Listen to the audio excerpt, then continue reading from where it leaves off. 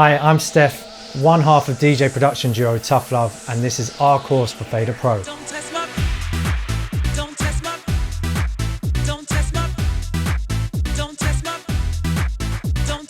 In this course, I'm going to show you how to work through quickly and efficiently using audio manipulation and techniques that I've learned over the years. As an act, I think our most pivotal moment was the release of So Freaking Tight. We had general success on the underground and in nightclubs, but that was the actual record that took us to another place and had us touring the world.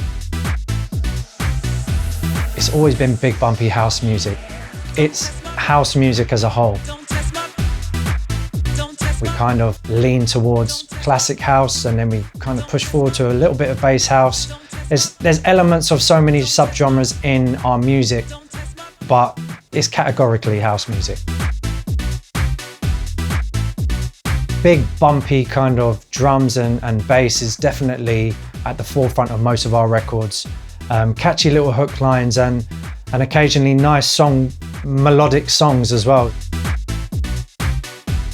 We have a lot of content with regards to songs. We have a lot of records that kind of show our songwriting capabilities as well.